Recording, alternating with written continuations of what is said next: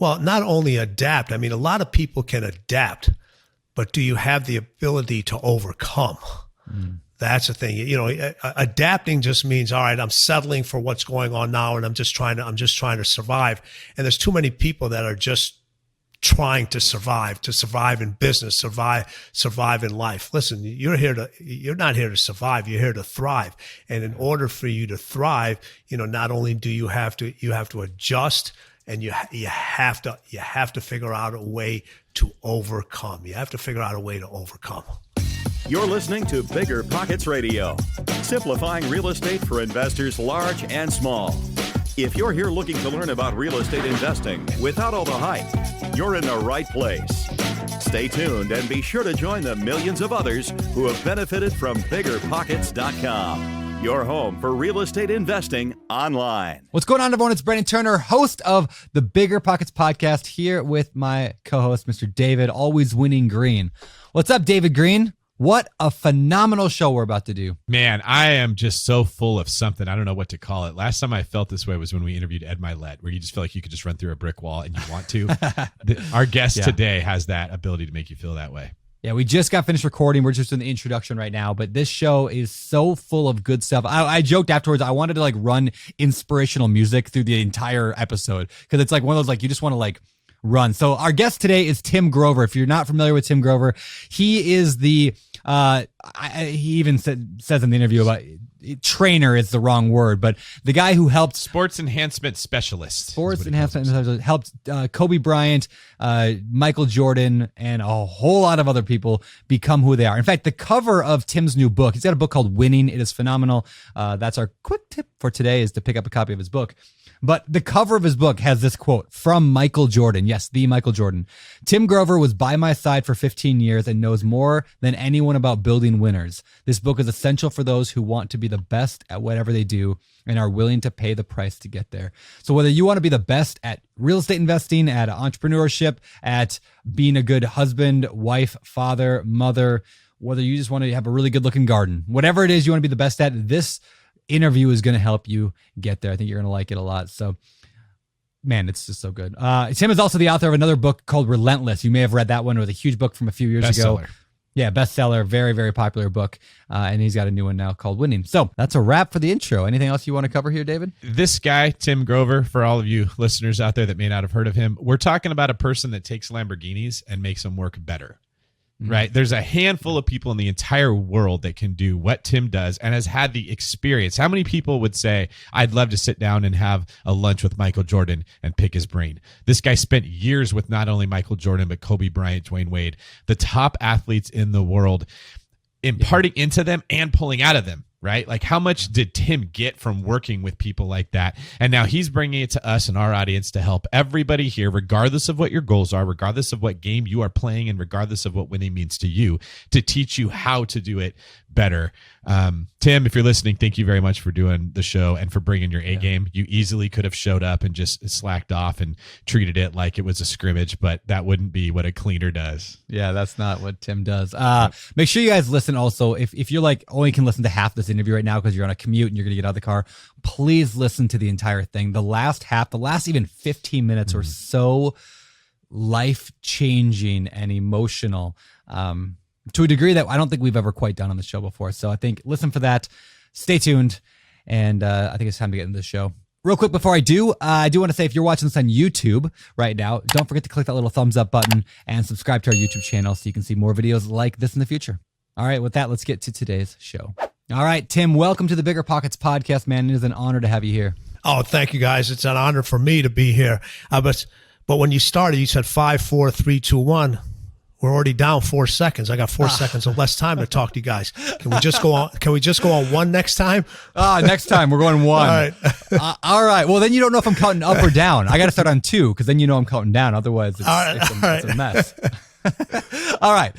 Let's get, for those who don't know who you are, let's go into a background. I mean, you worked with a lot of big people. I mean, I got a whole introduction here I could read, but I want to know from your world, like, who are you? Like, what do you do?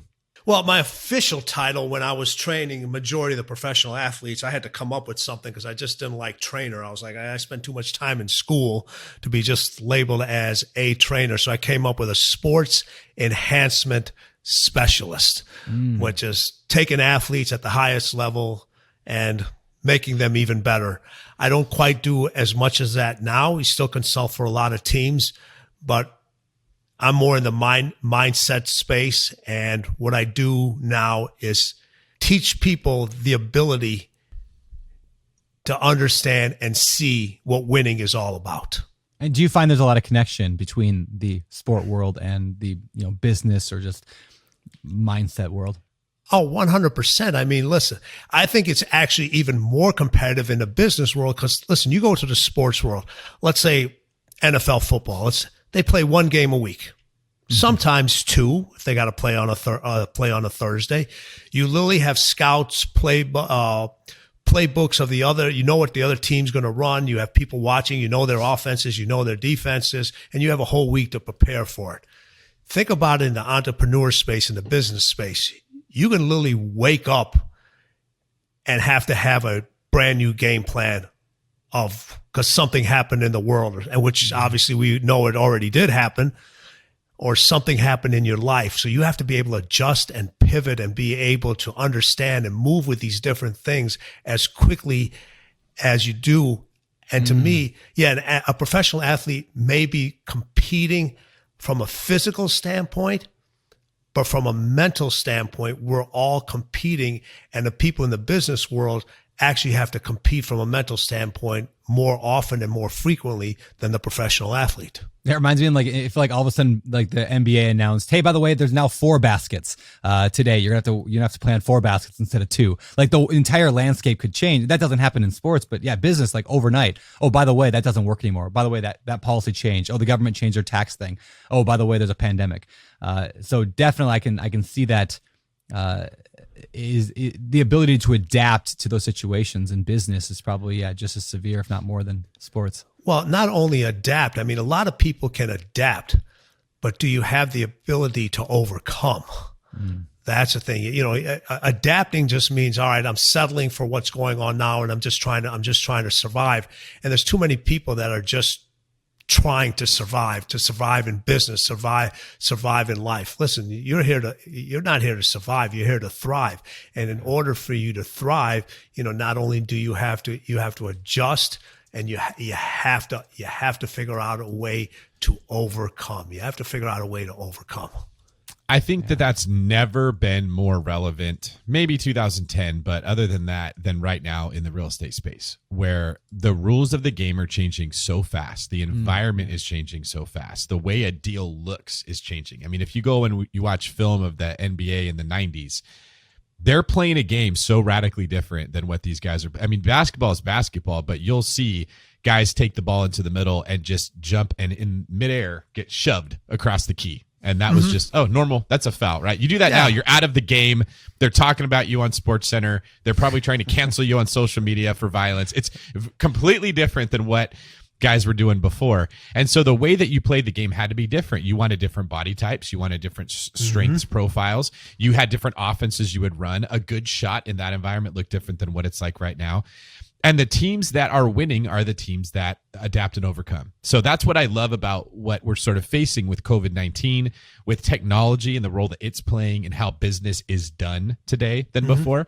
And the reason we love having people like you on, Tim, is you've basically made your career out of helping people understand, this is the way you need to think. Kobe Bryant thought like this. Michael Jordan thought like this. They didn't care who was on the other side of the court from them. They were going to do things this way. And the people that can sort of take that mindset on themselves are the ones that are going to win. It just doesn't matter what happens with COVID-19. It doesn't matter what happens with the industry. It doesn't matter what happens with whoever the president is. You figure out a way to adjust to those rules, and then you overcome. I want to get into your background in a minute here, but before I do, the question I kind of want to ask you is, for people who say they want it, but they don't actually make that choice to whatever it takes, that's what I'm going to do. Have you noticed a common theme or a pattern in what holds them back from doing it? Well, yeah, a lot of it is when they say they want, well, what do you want? It's too vague of a thing. What do you want? All right. And people say, I want more money. I want more success. Okay. Here, I'll give you an extra $1. Now you just made more money. Congratulations. You won. All right. No, what actually do you want? I get athletes all the time and business people that work with me that says, I'll do anything. until they find out what my definition of anything is. Well, and it changes. Is people look for that where they say, man, I want it. Define what you want, and then understand, do you have the ability? Do you have the know-how? Do you have the knowledge to get in that chase? Because once you say you want something, all right, now you're going to get in that chase. And are you going to be able to chase whatever you're winning? What happens is people love to go straight from average to great. And I'm like, you can't do that. All right. This is what has to happen. Before you can, everybody says chasing greatness. I'm chasing greatness. I'm chasing greatness. Well, hold on. Before you chase greatness, have you caught and mastered average? And then after you catch and master average, then you got to go chase and master and catch good. Then you can start chasing greatness. So when people say, I want it, they want to go right to greatness without knowing, well, before I get to greatness, before I become great at whatever I need to do, I have to master these steps here. It's the fundamentals of the mindset, just like there's a fundamentals of a basketball game. You know, in my book, Winning, I talk about every single practice. You know, you can debate, in my mind, there's no debate about who's the greatest basketball player ever, but every single practice, Michael Jordan started each practice off with a chest pass, a basic chest pass. Well, he goes, this is the foundation of the game. This is the game at its most average level. And I must be able to master this today, tomorrow, 5 years from now. All right. You got to keep doing those things over and over again. Then then it becomes clear of what actually you want, because what you want up here may be completely different than what you want in here. And what you want in here may be completely different than what you want in here. You know, I had a story, I think I've shared it before, where my high school basketball coach, his dad was the head coach at University of the Pacific in California, a Division I college. And we had a really, really rough practice where guys just, I think it was really something as simple as we were missing a lot of shots, which typically coaches don't care if you miss shots as long as you're taking good shots and you're doing the fundamentals. But this guy had just got done playing in college and he had a higher standard. And so he lined us all up and he said, okay, who in here at the beginning of the year said they wanted to be a better shooter? We all raised our hands. And he said, okay, put your hand down if you left after practice yesterday. And me and one other guy were the only ones that kept our hands up. And he said, all right, so how does this whole team tell me that you want to be a better shooter, but only two of you stayed after practice to work on shooting yesterday? And he lined us all up and he ran us until we puked. It was miserable. But it set something off in me. This was actually the first blog I ever wrote for BiggerPockets was about this. And it's the difference between wanting something and just liking to have it. There's if you want it, you would stay after practice to work on shooting. That seems very obvious. Everybody in there didn't want to be a better shooter, but if the shooting fairy was going to touch him on the head and bestow him with the ability to shoot, they would take it. Okay. Yes. And I think that language is really important. Tim, what I'm hearing you say is if you're not doing these things, it might be that you need to look at yourself and just say, I don't really want it. You don't. And here's the other part. Be careful what you want. Be careful what you want, because I always say this, the reason people don't get to what they want and they're not successful is because they're afraid of what success looks like, what it actually means, what it actually takes to get there, and what it actually means to hold that win. Briefly, think about all the professional organizations that win one year that don't win again the next year. You know, they all want to win that championship again. They all want the Super Bowl. They all want the NBA title. They all want those things. But like you said, you just can't wave that. You just can't wave that wand. So what you wanted and achieved earlier, that doesn't matter on what's new. You know, in your line of work, when you guys do you can close a deal one way.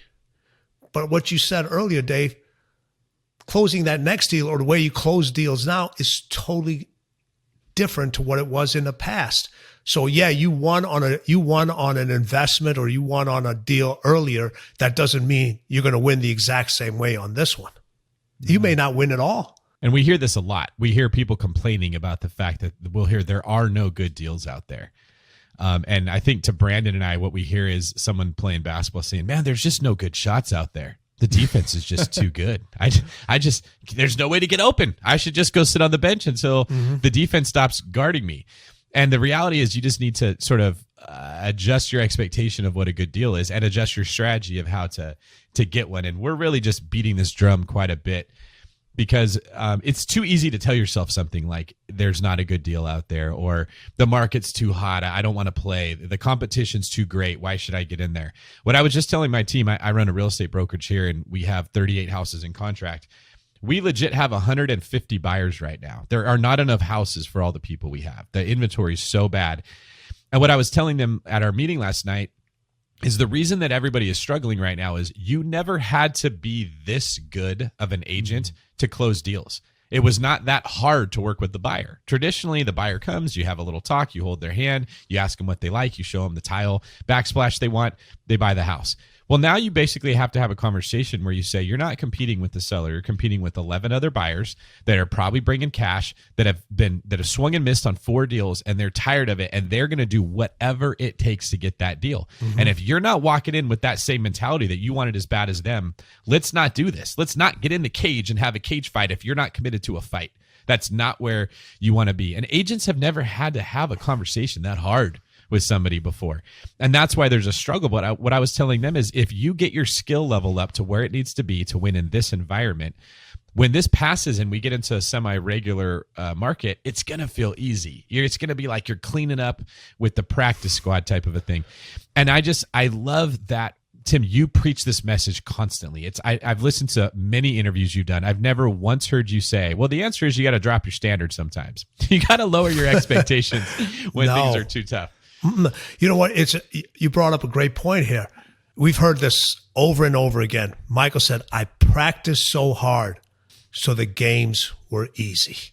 Mm-hmm. The harder I practiced, the easier the games were. Now, what's going on in your line of work is, and I talk about this in the book, Winning makes you different, and different scares people. Mm-hmm. So what happened is before, everybody knew what to think. You had the blueprint. You were like, okay, this is how you close a deal. This is how it's done. You get this big 2,000 page booklet when you get your license or whatever it is, and you read it and you read it and read it. But now the people that are winning, they know how to think. Not only do they know what to think, they know how to think. And there's a huge difference between the two. And you have to be able to do both. You look at the booklet, you understand what the rules and the regulations are. Those are the standards. But having the ability now to adapt in this environment and adapt with the competitive nature and the winning nature, not just competing, winning. Because a lot of people are in the game and they're competing, but you said less numbers are actually winning. The ones that are winning, they know how to think. They have their individuality. They have their creativeness. They know how to trust their instincts. They know how to throw in more than just a backsplash. So I want to ask you, Tim, you worked with Michael Jordan, most consider the best to ever do what he did in a league where you get highly compensated for being good at what you do. So it draws a lot of talent into that world. It's not like he was the best underwater basket weaver that anybody had seen. What did you do to make it easier for Michael when he was in the game, when you worked him out in practices? Well, the first thing I'm going to go back to the real estate thing. No matter how beautiful the house is, building, whatever you guys are dealing with, 5 flat, 10 flat, whatever units is, how important is the foundation?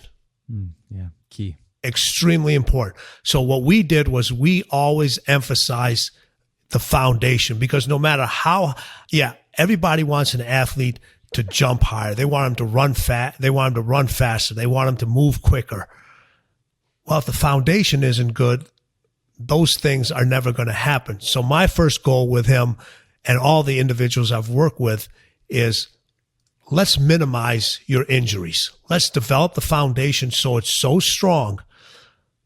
And I worked on different areas that nobody would pay attention to. We would literally spend 20 minutes after each workout just working on the muscles that stabilize the ankles, because if you get sprained ankles, you're not going to be able to perform. You're not going to be able to perform well. Groin strains, hamstring issues, all these little things, all the nuances that nobody wanted to pay attention to, would literally take each finger and work. And obviously Michael had these massive hands to be able to do things with the ball. But the bigger the hands were, the more susceptible they were to getting hit, and the fingers were getting jammed. So, doing exercises to minimize those things. You're not going to be able to eliminate any kind of injuries, but able to decrease those chances will automatically make you a better player, will automatically make you a better athlete. Then once we were able to understand those things and address those, now let's work on making you run faster. Let's making you jump higher. Let's make you be able to cut a little bit faster. But again, with those things, I've never driven a car that just has gas, that just says go, go, go. It has brakes too. So one of the things I know a lot of individuals don't pay attention to is, if you need to go, you also have to have equal amount of stopping power. And that was another thing that we really put emphasis on. Say, okay, Michael, before we work on making you, and this is with all my athletes, before we make you jump higher, well, let's work on absorbing the force first of that height of that jump. So what we would do, everybody now trains where they jump up on boxes. They do up on, we did the opposite. And I still do this well, Max. Let's jump down. Let's teach you how to absorb the force first, because you have to absorb the force more in your game than you actually have to do to apply it on the maximum level. How many times do you see an athlete in any sport, in football, that a quarterback uses his maximum strength to throw a football? Or in basketball, he uses his maximum vertical to shoot a shot or go up for a dunk or go up for a rebound. They don't. Yeah. So let's work on the breaks on the maximum level, on the level in between, on a level a little bit lower, and that will translate into a better athlete. Yeah, when you think about the times when in our own games or when we're watching athletes, when they're playing the best is when they've been consistently doing it. The beginning of the season's never the best stuff to watch, regardless of what the sport is. It's when they hit their rhythm, and the best teams are trying to hit their rhythm going into the playoffs, basically. They want everything meshing. So that's a really smart thing to highlight, that preventing injury, preventing maybe mental burnout, that might be the equivalent when it comes to other goals people have. If you just go 16 hours a day, you never hit the brakes, you're going to hit that point where now you just don't do anything. You're out of the game. Your skills weaken. It takes you a while to get back into it. A lot of success is just that consistency. And I think that's what you're getting at, Tim, is you recognize in order for Michael to be great, he's got to be doing this consistently. How many times you guys get this question? All right. Now, when you're at your seminars, you're doing your podcast, what's the one thing? Boy, I wish it was that simple. Right. Yeah.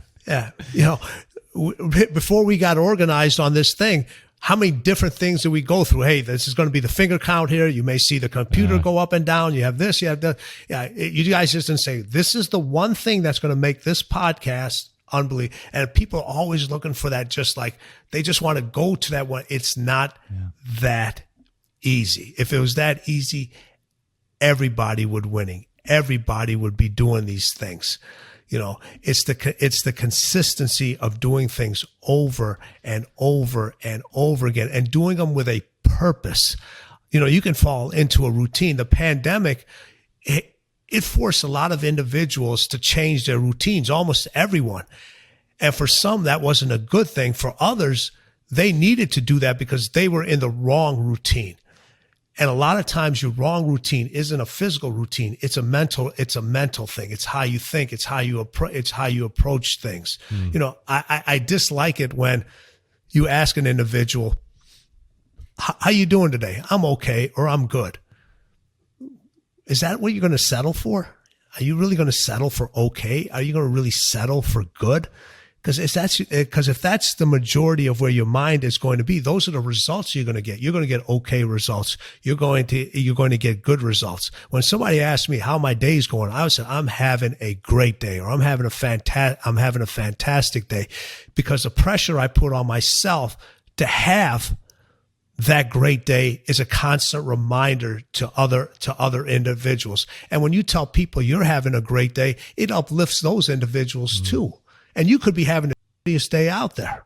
Something that is fascinating to me about Michael Jordan, he's just one of those people that no one ever gets tired of watching him. There's something about that human being that is captivating. It just draws your attention, and it's hard to put your finger on sometimes. Even when he's playing with Looney Tunes. Yeah. Can't look away. Can't look away.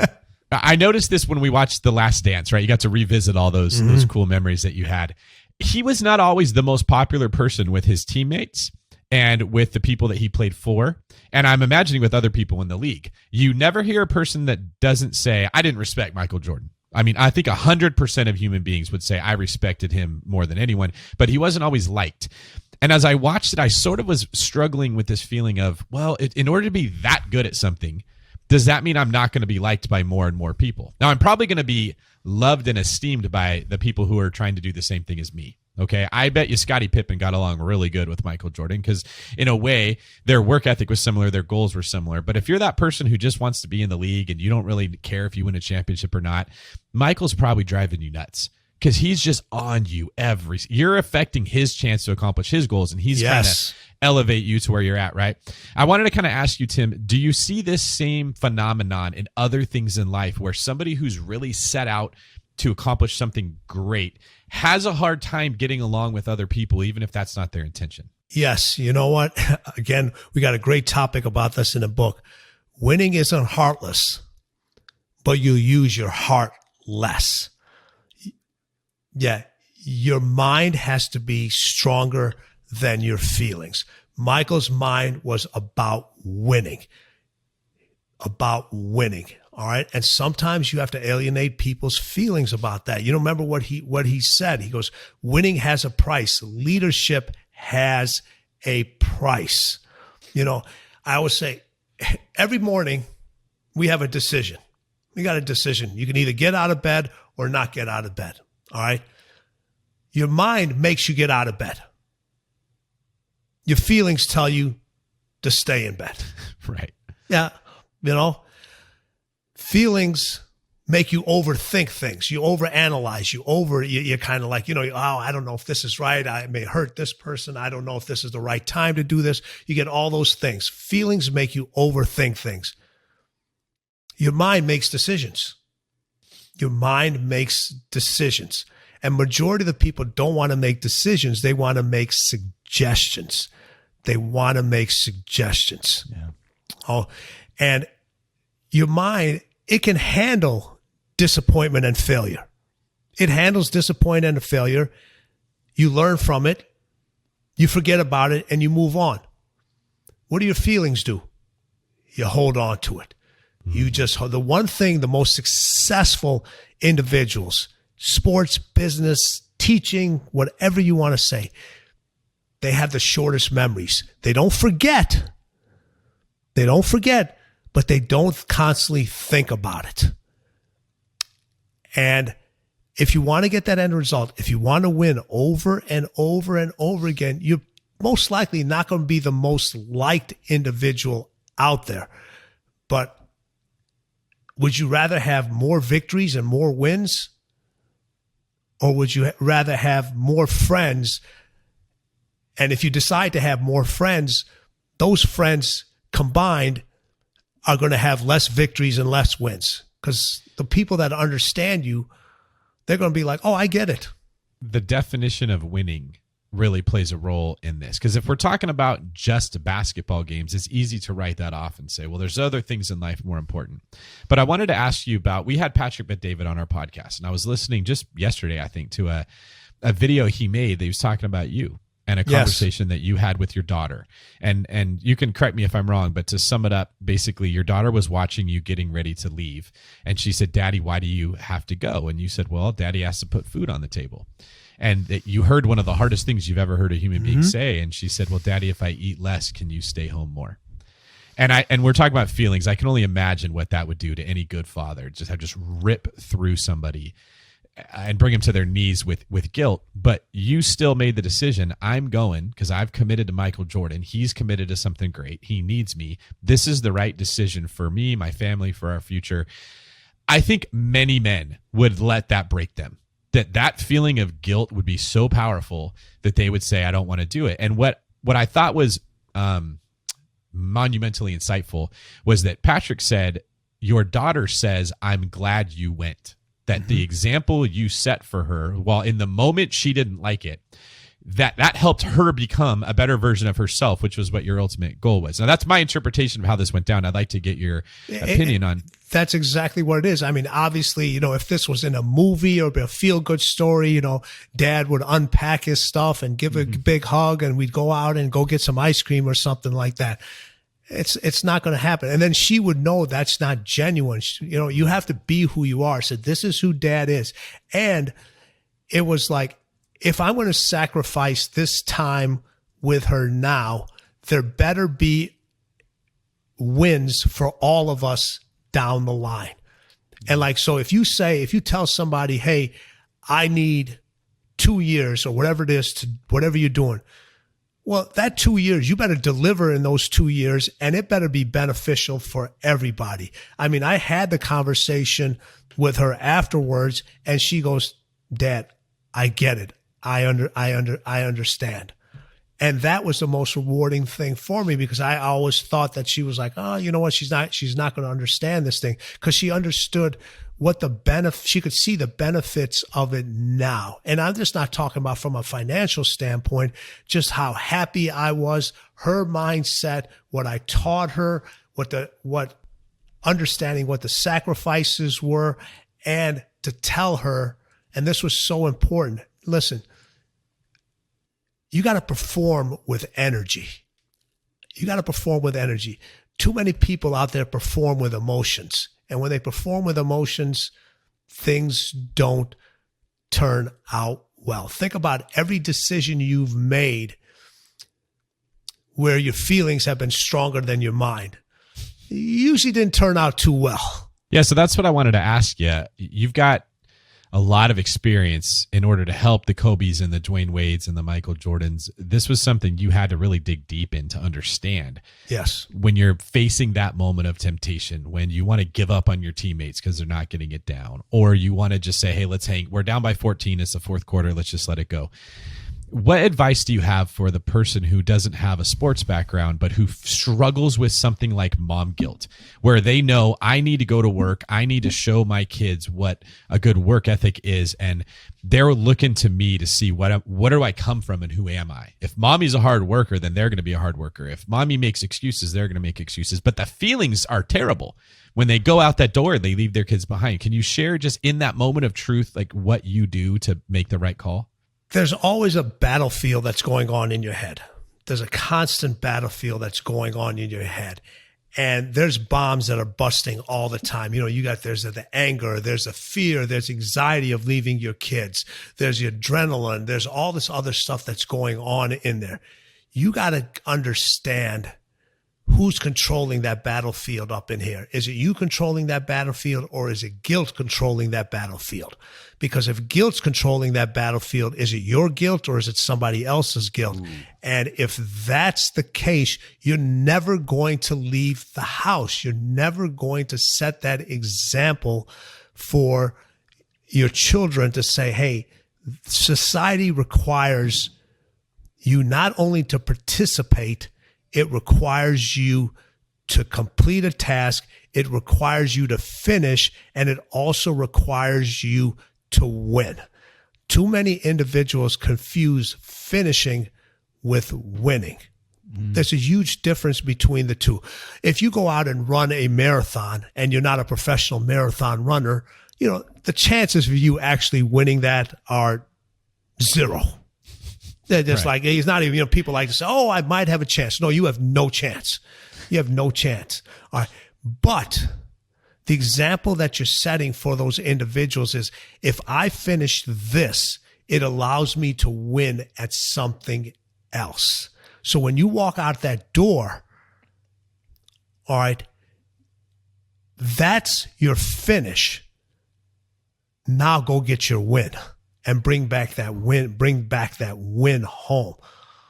All right.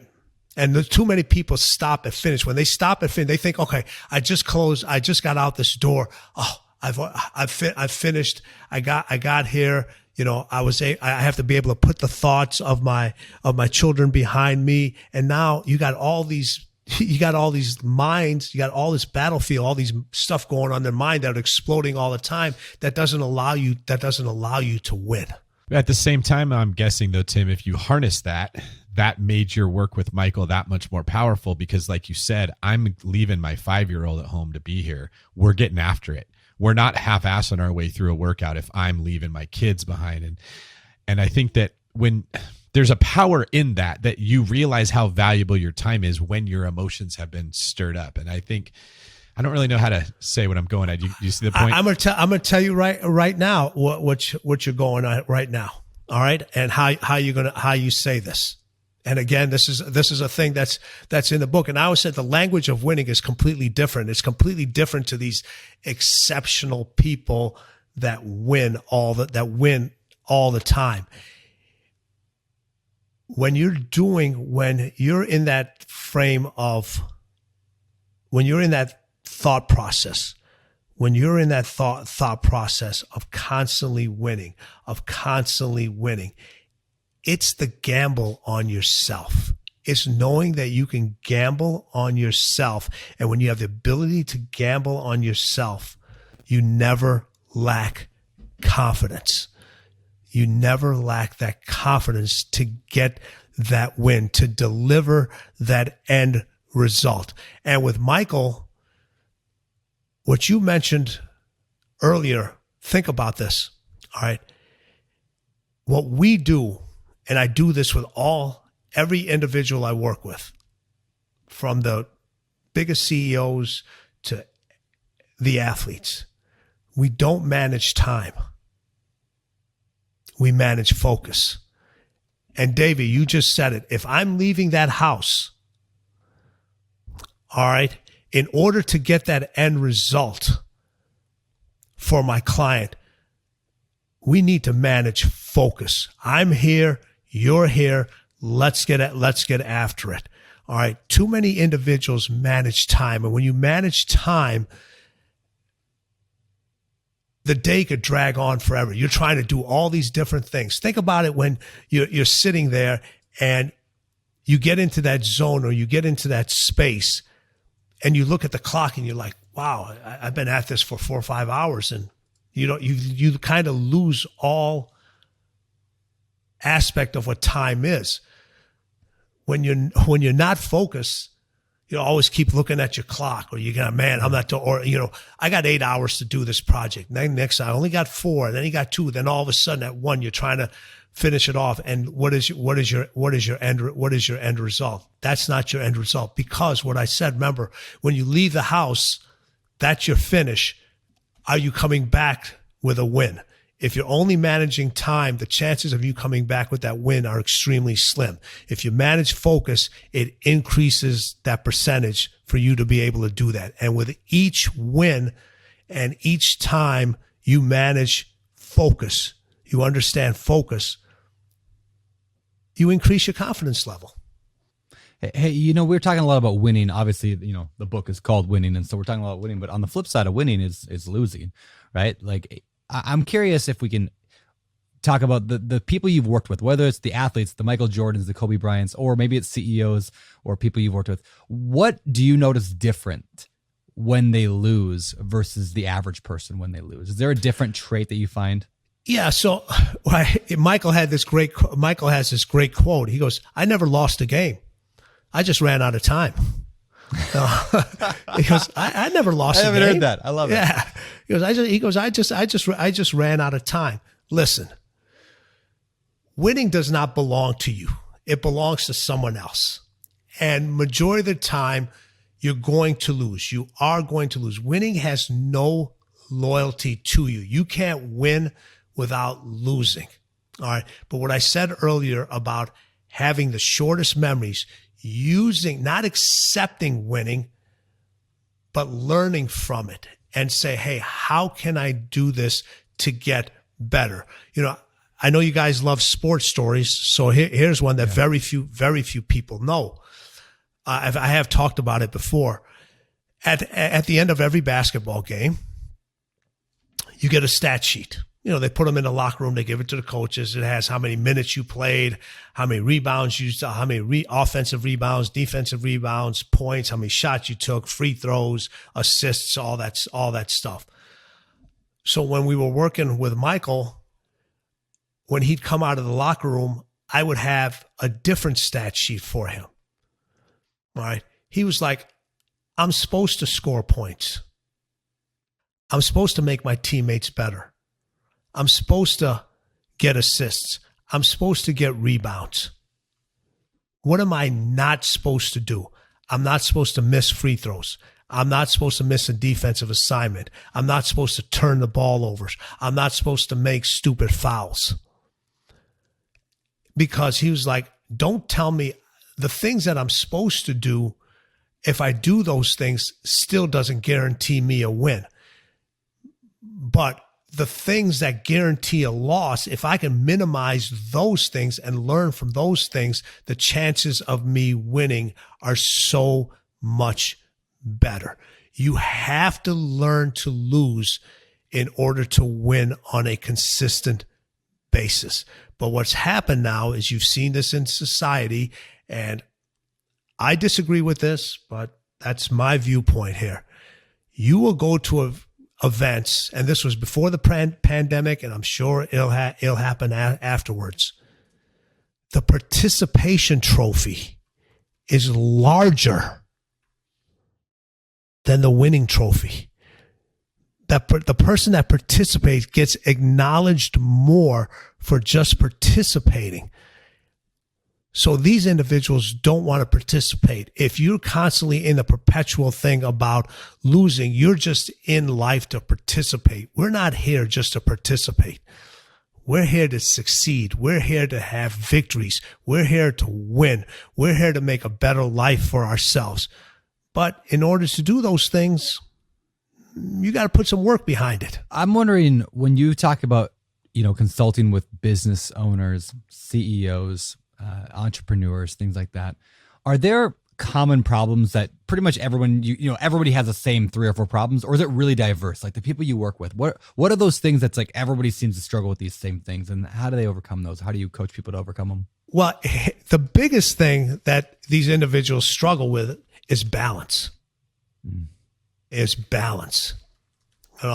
Everybody says there's not a single individual I know out there, successful individual, that hasn't had to deal with the issue of balance, or that's brought up. All right. The story that you brought up about my daughter, that's a balance thing. Listen, winning creates imbalances. And what we try to do is we try to create somebody else's balance. Balance is different. You don't find it. You don't find balance. You create it, and it's different for each individual. You have to create your own balance. Now, what looks as a balanced life for somebody else may not be balanced for you. And it's funny, once you become successful, people love to say, I live a balanced life. Well, don't tell me about now. Tell me about 10 years ago. Tell me about 15 years ago. How were you balanced back then? And what happens when you hear those words from individuals? Well, you need more balance in life. So what do? We add more stuff to the scale. We try to juggle more. We try to do more stuff. Well, how do you get closer to balance? It's not the addition. You take away. You get rid of the unessentials. I always say time for everything equals time for nothing. Now, you don't want the scales to be total. You don't want one thing all the way up and you want the other thing all the way down. But it's never going to be a balanced scale. Let's take business, for example. All right. I love to use this one all the time. Who in business wants zero sales? I always ask individuals, raise your hand.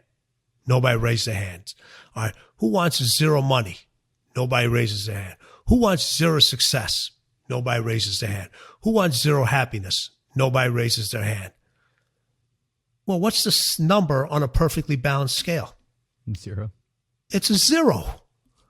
It's a 0. Yeah. All right. So what does that mean? You're settling for average. You're settling for what everybody else goes with. Your balance of happiness may be different than somebody else's balance of happiness. Your happiness balance may be higher and your success balance may be lower, or it could be vice versa. You know, you have those individuals that you talk about, the different brokers and so forth. They're maniacal about making the phone calls, making the details, making all that other stuff. And they never see their friends and they never see. That's their balance right now. Now, just because your balance is the way it is in its 20s and its 30s, it doesn't mean it's going to change in its 40s and 50s or it's going to be the same. That's why I said you create your own balance. And I've noticed the most successful CEOs, that's something they all struggle with. They all struggle with. Do you see a large correlation between happiness and winning? Like the people you've worked with, was Michael Jordan happy? I mean, I do. You know, I've had this thing and I said, hey, I ask all my athletes, everybody I coach, I was like, you know, describe winning in one word. Describe winning in one word. And you get all these answers. The best answer I got was from Kobe. He said, winning is everything. He goes, winning is everything. And I said, elaborate on that a little bit more. He goes, well, how do you feel when you win? I feel unbelievable. How do you feel when your kids win? I feel unbelievable. How do you feel when your family wins? The same, you know, unbelievable. Your friends, people that you root for, people that you helped. All right. That feeling of winning, you can't describe it. It's like that drug that's only available on the black market, and you'll go through things over and over again just to get that high for yourself and for your friends and for your family. It just doesn't stop. Those individuals, and even when you have CEOs that quote unquote retire, they never stop competing. They never stop thinking about winning. You know, Michael went in. I don't remember what year he retired. If you want to count the Washington Wizards years, it was, you know, whatever it is. His shoe outsells the top 5 Nike top selling shoes combined, and he hasn't laced one on a pair of basketball. He still wants to win. Well, he still wants to win. You know, the late great Kobe Bryant, when he was done playing basketball, he won an Oscar. He wrote best-selling children's books. He was getting into, you know, big into the movie and the entertainment industry. The competitive nature and wanting to win is in all of us. It's in all of us. We're just afraid to show it because we're worried about how somebody else is going to perceive us, because it's easier to be perceived in the middle of the pack with average and good than it is with exceptional and winners. The conversation is completely different. It's completely different. At BiggerPockets, in our world, like this real estate investing, we talk a lot about financial freedom, right? Being able to pay your bills with passive income so you can sit on a beach, right? That's like this dream. But what I was noticing, and I talk a lot about, is anybody who can actually achieve that, anybody I've ever known who's achieved that amazing, like, wow, I got all this money coming in now. They can't do that. Like, if you can achieve financial freedom, you will never take financial freedom. You'll never take sitting on a beach forever, because like you have to keep winning. If you have the power to win, you have to keep winning or you're miserable. Hey, Brandon, this is funny. I'm glad you said that, because, you know, people always say, oh, you need to unwind. Yeah. No, I like to be wound up. I like to be wound up. To me, be unwind, it doesn't feel good. If I'm going to unwind, I'm going to be unwound for a little bit, and I'm going to unwind the way I want to be but I enjoy being wound up. That's my win for me. And it's just exactly what you said. Listen, you can have that. You're like, okay, I have passive income here. Well, I'd like to have more passive income here. I'd like to have even more. I want to continue to feel that area of winning. And what also happens is those individuals, they know how quickly things can change in a moment. Like that. So that fear of things that can change them doesn't paralyze them. It actually keeps them going. It's part of their fuel. They may have fear, but they never have doubt. There's a huge difference between the two. You can have fear that, hey, you know what? I don't know if I should do this or not. And everybody has that, but you never have doubt of the outcome, because once you have doubt of the outcome, what I talked about earlier, now I know your confidence is starting to waver in yourself or into your team. Kobe would take these shots. He'd have games where he'd shoot 2 for 20. And that they would ask him, well, why'd you keep shooting? Because he goes, if I stop shooting, people would know I lost my confidence. And he still wants to take the game-winning shot during that time, because they don't overthink those things. How many individuals, what Dave was saying earlier, you have all these buyers, you have all these things going on. How many times have numerous individuals, maybe the same individual over and over again, lost numerous deals because they overthought? And I think that when you look at guys who are great, who at the end of their careers, I feel like a lot of them, their biggest fear is, if I didn't leave it all on the court, I would have so much regret now. And there's some wisdom in that. When you look at some of the guys that came into the league really talented, but let distractions bother them, like an Andrew Bynum, or in football, I'm a Raiders fan, we had Jamarcus Russell. Oh, my goodness. Right? He's got this short window for greatness that he couldn't get focused, like what you said. He couldn't harness his focus. Mm-hmm. And that passed. And now, he doesn't have another chance. No. That was it. And so there's a massive amount of pain and regret that person has because they didn't want to win enough, I would say. So that's the counter argument we don't really hear. When you hear people say, oh, you're obsessed with winning, all you want to do is accomplish this goal, you don't think about anything else. There could be times where that does need to get brought up. But there's also the fact that, how many people, Brandon, in 2010 should have bought rental properties and didn't? Yeah. And now that window's passed. There's not another 2010 right now. Yeah.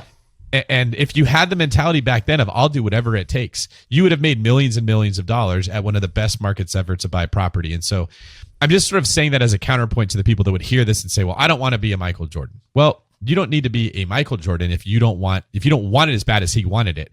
But for Michael, who wants it that bad, he would be in pain to not pursue it. He would be in pain to not play the game that way. To not give everything would have caused that person more regret.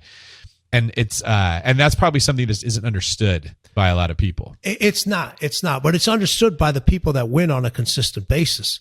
You don't have to have that conversation. You don't have to have that conversation with those individuals. Listen, the cliches that are out there,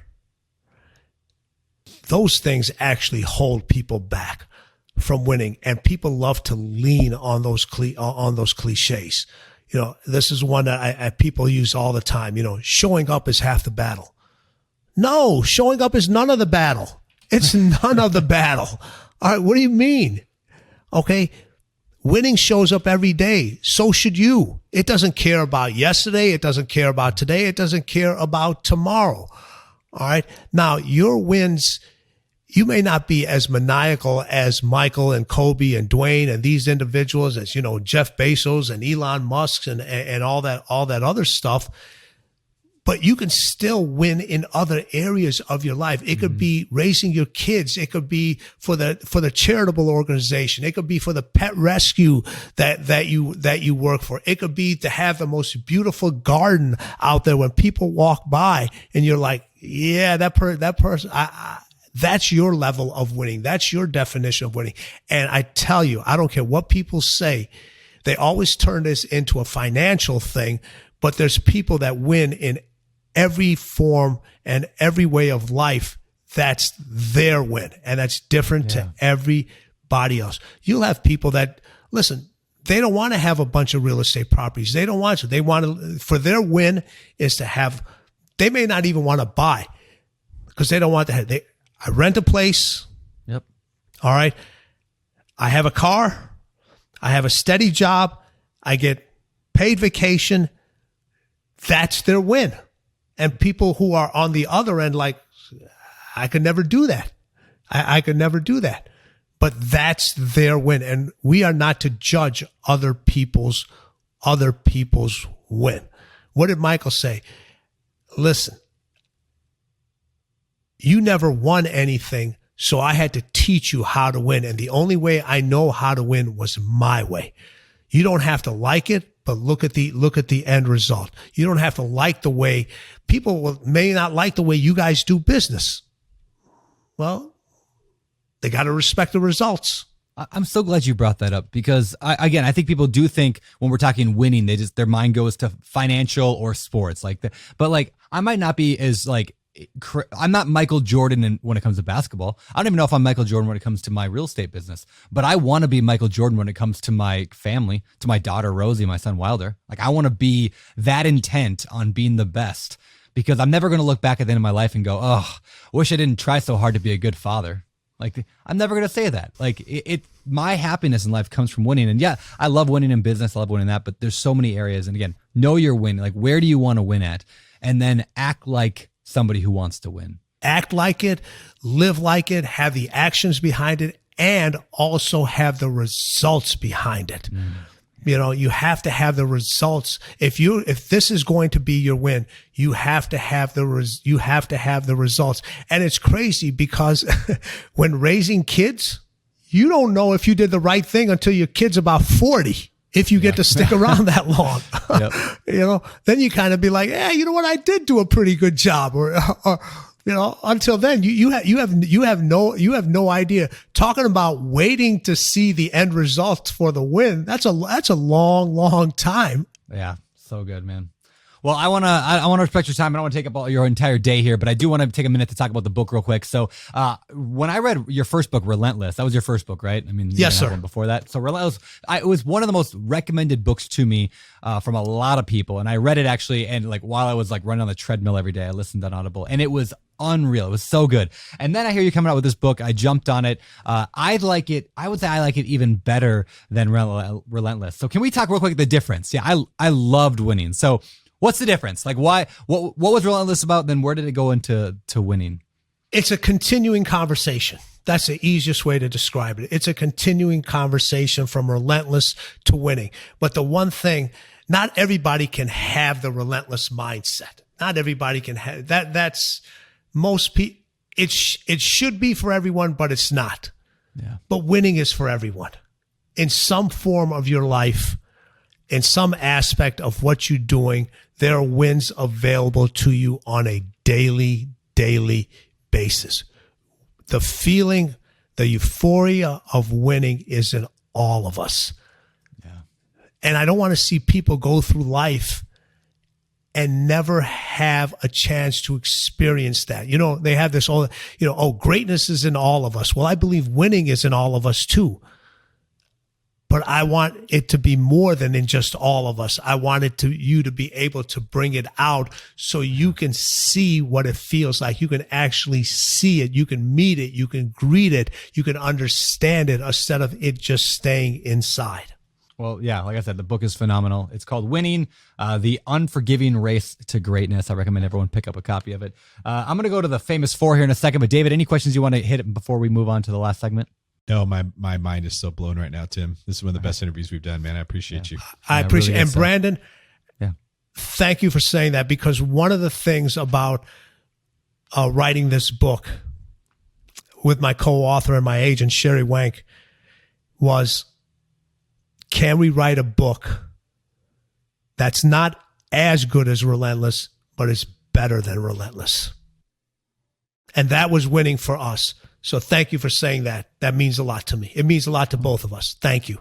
And also thank you. David saying this is one of your great. Now, I don't know if you just tell that to all your people because I'm going to go back and listen to the end. That's can't, all Tim. the girls. I'm going to go back and listen to the whole thing, and I'm going to say, man, I can't.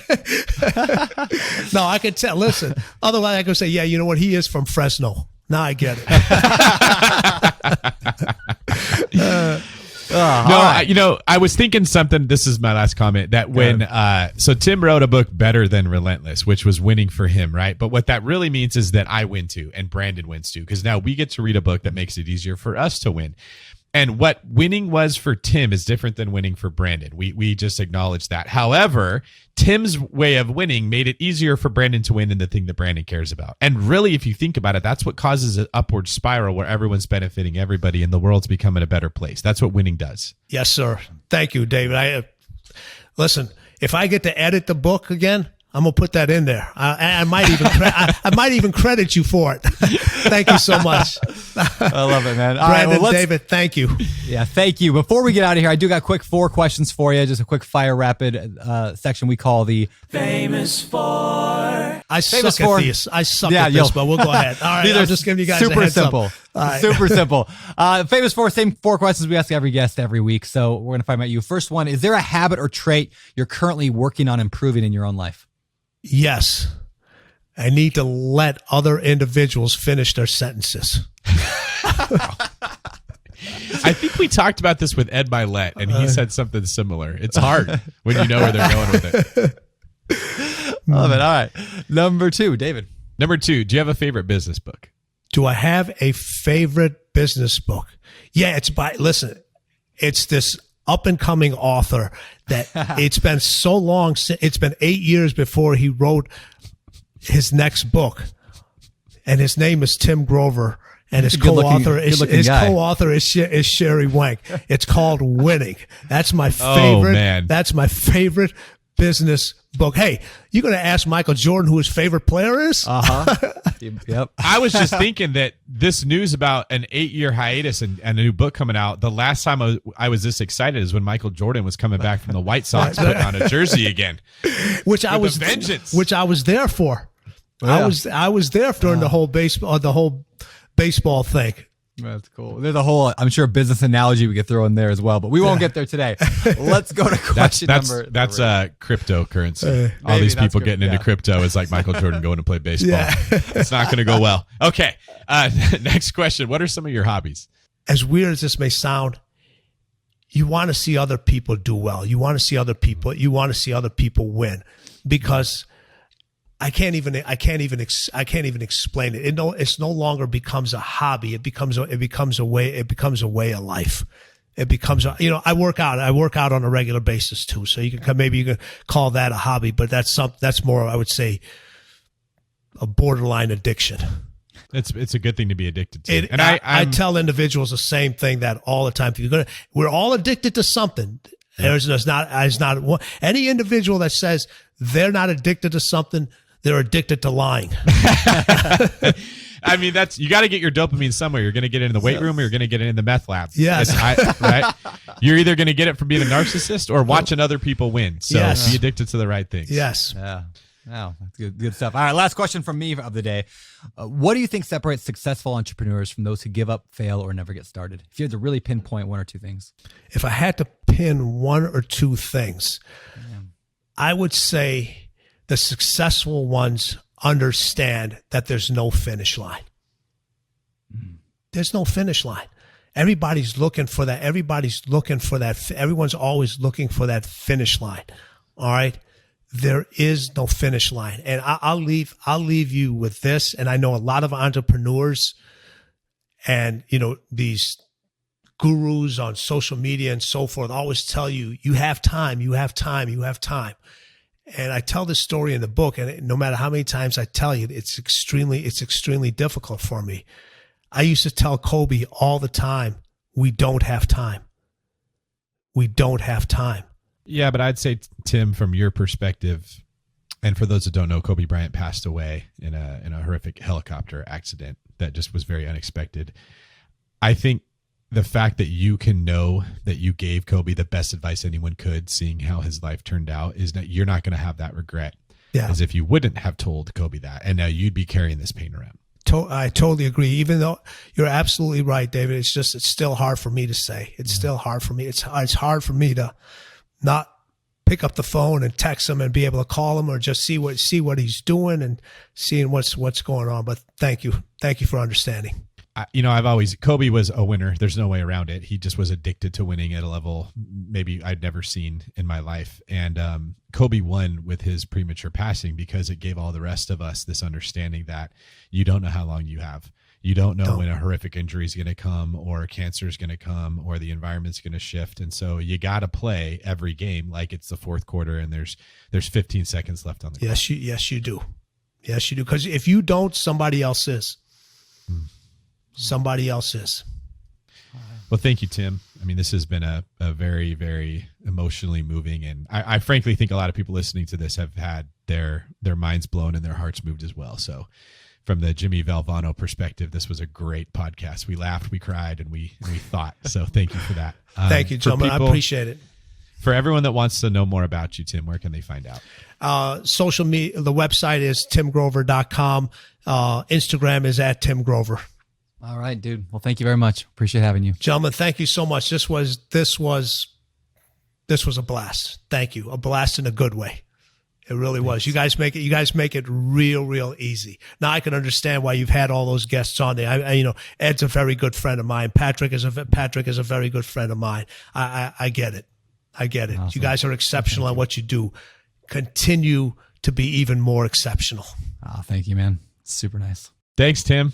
All right, that was our interview with Tim Grover. Man, I remember when I told you we were getting Tim Grover and like on the podcast, and you were like, "What? Really?" You were super pumped. And now I know why. You had watched a lot more interviews that he's done on other people's shows than I had, and he is phenomenal speaker and just such good information. So, anyway, Tim's one of those people that sort of function in a mentor role in my life without ever knowing it. I love what he says. I don't know. I'm on a frequency and Tim is on that same frequency. Everything he says just hits me. It resonates really well when it comes to pursuing excellence and winning and not making excuses and then getting addicted to that feeling of overcoming obstacles. Like everything we're talking about on the show, Tim's just been doing this at a super high level. So I'm thrilled and I really appreciate you bringing me on the podcast where we can have conversations like that. Awesome, man. Well, how do you think this applies to real estate investors? Like people listen to the show that want to build up a rental portfolio. I mean, we talked about a lot of stuff today, and there were more analogies than a person could probably ever even keep track of. But how does this apply to real estate? What can they take from this?